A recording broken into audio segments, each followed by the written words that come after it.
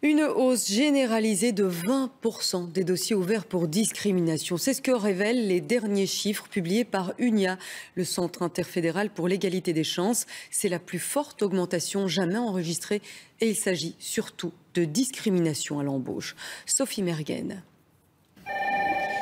Elle a un diplôme d'ingénieur et pourtant c'est sur les planches qu'elle se retrouve à raconter son histoire. La discrimination à cause de son voile, Issane y a été confrontée dès ses études. J'étudiais à la Solvay Business School et j'étais apparemment la première fille en foulard à arriver en deuxième année.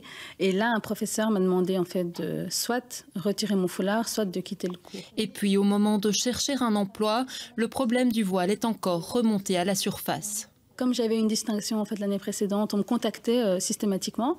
Et puis quand j'arrivais, c'est comme si c'était pas possible. C'est comme s'il y avait une incompatibilité entre ma face en fait et les résultats que j'avais. Et puis on venait toujours avec des remarques du style on n'est pas sûr que vous allez correspondre à la culture d'entreprise, on n'est pas sûr que les collègues vous acceptent tel que vous êtes. Certains m'ont clairement dit il faut l'enlever. Hein. Si vous voulez une carrière brillante, il faut l'enlever. Aujourd'hui, Issane a trouvé un emploi comme ingénieur, mais pour beaucoup, l'exclusion reste une réalité.